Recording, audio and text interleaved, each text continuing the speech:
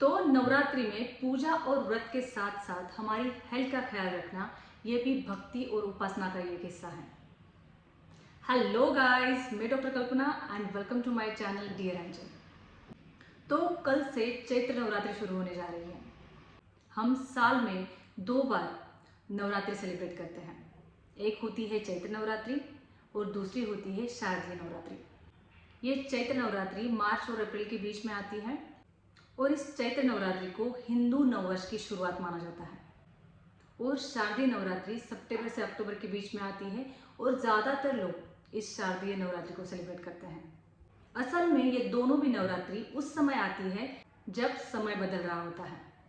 इस पीरियड में हमारा शरीर बहुत ज़्यादा सेंसिटिव हो जाता है, वीक हो जाता है और ऐसे में हम भक्ति और पूजा के साथ साथ व्रत करते हैं, सही तरह से खान पान लेते हैं, तो ये व्रत हमारे शरीर के लिए एक नेचुरल डिटॉक्स प्रोसेस की तरह काम करता है। हमारा डाइजेशन सेट करता है, मेटाबॉलिज्म सेट करता है, वेट लॉस को बूस्ट करता है। तो आज की वीडियो में मैं आपको कुछ वेट लॉस टिप दूंगी और साथ में इन 9 दिनों का डाइट प्लान दूंगी। आपको इन 9 दिनों में किस तरीके का खान पान लेना है और आपको क्या खान पान अवॉइड करना है, जिससे आपका वजन कम होने में हेल्प होगी, आपका मेटाबॉलिज्म डाइजेशन सेट होगा, हार्मोन स्टेबलाइज होंगे और वेट लॉस बूस्ट होगा। तो चलिए शुरू करते हैं हमारे इस डाइट प्लान को। लेकिन वीडियो शुरू करने से पहले अगर आप मेरे चैनल पर नए हो तो चैनल को सब्सक्राइब कर दीजिए, बेल आइकन जरूर दबाइए ताकि आपको हेल्थ और लाइफस्टाइल रिलेटेड और भी प्रैक्टिकल साइंटिफिक इन्फॉर्मेशन मिलती रहेगी। तो इन 9 दिनों में जब भी आप सुबह उठोगे तो आपकी दिन की शुरुआत करनी है आपको मॉर्निंग ड्रिंक से। उबालने के बाद इस पानी को छानना है और जब ये पानी गुनगुना हो जाएगा, ज़्यादा गर्म भी नहीं और ठंडा भी नहीं, हल्का गुनगुना पानी जो आपके गले को हल्के से सेक दे, इस तरह का गुनगुना पानी बना के इस जीरा वाटर को आपको सिप सिप करके पीना है। इससे आपका मेटाबॉलिज्म बढ़ेगा और फैट बनाने में हेल्प होगी। इसके बाद चलते हैं हमारे ब्रेकफास्ट की ओर। ब्रेकफास्ट का सबसे पहला और सबसे आसान ऑप्शन है सभी प्रकार के फ्रूट्स। आप कोई भी फल ले सकते हैं, आप अमरूद ले सकते हैं, पपीता ले सकते हैं, केला ले सकते हैं, सेब ले सकते हैं, जो भी फ्रूट आपके पास अवेलेबल है वो खाना है। और इसके साथ आपके लेने हैं 3 से 4 सोक्ड आलमंड और 1 कप दूध। अगर आपको चाय या कॉफ़ी लेनी है तो आप चाय या कॉफ़ी ले सकते हैं, लेकिन इसमें आपको शुगर ऐड नहीं करना है और दूध में भी आपको शुगर ऐड नहीं करना है। ब्रेकफास्ट के दूसरे ऑप्शन में आपको लेनी है ड्राई फ्रूट की स्मूदी।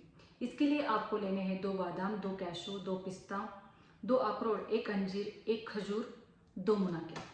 और इन सभी ड्राई फ्रूट्स को रात भर भिगो कर रखना है या आप सुबह जल्दी इन्हें भिगो कर रख सकते हैं। और जब ये अच्छे से भीग जाएंगे तो इन्हें मिक्सी में ब्लेंड करना है पानी के साथ। ये ड्राई फ्रूट की स्मूदी इतनी ज़्यादा फुलफिलिंग होती है कि आप लंच में भी ओवर ईट नहीं करोगे, आपको लंच में भी ज़्यादा भूख नहीं लगेगी और दिन भर भी हंगर पैंस नहीं आएंगे, क्योंकि इस ड्राई फ्रूट के स्मूदी में भरपूर मात्रा में प्रोटीन है और हेल्दी फैट्स है, जिससे आपको ज़रूरी मात्रा में कैलोरीज भी मिलेंगी और दिन भर भूख भी नहीं लगेगी।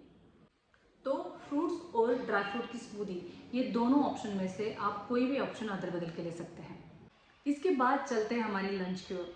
लंच में सबसे पहले आपको 1 गिलास पानी पीना है और इसके बाद अगर आप सैलड में खीरा खाते हो तो सबसे पहले आपको एक खीरा ख़त्म करना है। इसके बाद ही आपको आपकी लंच की थाली परोसनी है। थाली के सबसे पहले ऑप्शन में आपको लेने हैं समा के राइस। आप व्रत में जिस तरह की रेसिपी बनाते हैं उसी तरह से आपको समा के राइस की रेसिपी बनानी है। सिर्फ इसमें ऑयल का कंटेंट और आलू अगर आप यूज़ करते हैं तो आलू भी बिल्कुल कम यूज़ करने हैं, क्योंकि आलू में भरपूर मात्रा में स्टार्च होता है, ये हमारा वज़न बढ़ाने में सपोर्ट करता है। तो आपके दिन भर के डाइट में आपको ऑयल का कंटेंट कम रखना है और आलू का भी इस्तेमाल कम से कम करना है। इसके बाद अगर आपको लंच में रोटी सब्जी खानी है तो आप समा की रोटी ले सकते हैं या राजगिरी की रोटी ले सकते हैं। और इसके साथ फिर आप भिंडी, पनीर, लौकी या कम क्वांटिटी में आलू की सब्जी खाइए।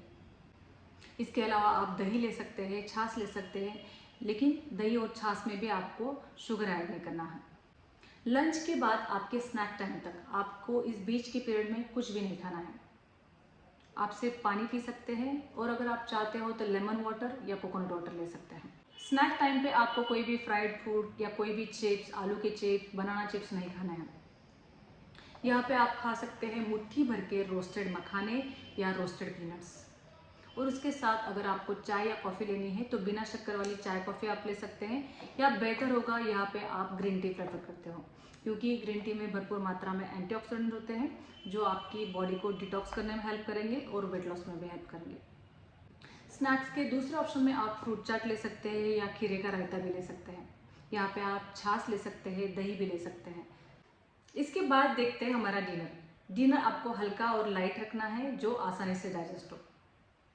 डिनर में आपको कोई भी साबूदाना वड़ा, तली हुई चीज़ें, मिठाई या डेजर्ट बिल्कुल भी नहीं लेना है। डिनर के सबसे पहले ऑप्शन में आप ले सकते हैं लौकी का सूप। लौकी का सूप 2 बोल 3 बोल आपका पेट भरने तक ले सकते हैं। डिनर के दूसरे ऑप्शन में आप ले सकते हैं दही या छाछ। अगर आपको रात को दही या छाछ से तकलीफ होती है तो आप छाछ को हल्का सा तड़का करिए जीरे का और कड़ी के फॉर्म में खाइए। डिनर के तीसरे ऑप्शन में आप पनीर की सब्जी, लौकी, भिंडी की सब्जी भी खा सकते हैं। तो ये था आपका दिन भर का नवरात्रि का वेट लॉस डाइट प्लान। इसके अलावा आपको दिन भर में 3 से 4 लीटर पानी पीना है। जो भी ऑयली चीज़ें हैं, जो भी मिठाइयाँ हैं, डेजर्ट है, उन्हें पूरी तरह से बंद करना है। साबूदाना और साबूदाना के जो भी प्रोडक्ट्स हैं उन्हें भी आपको इस नवरात्रि के दिनों में नहीं खाना है। अगर आप ये 9 दिन मैंने दिया हुआ डाइट प्लान स्ट्रिक्टली फॉलो करते हैं तो सिर्फ 9 दिनों में आपको आपके वेट में और पेट में दोनों में भी फर्क नजर आएगा। तो याद रखना, नवरात्रि सिर्फ भक्ति नहीं तो शक्ति भी है, और नवरात्रि का टाइम हमारी बॉडी को ट्रांसफॉर्म करने का, डिटॉक्स करने का सही वक्त है। Thank you.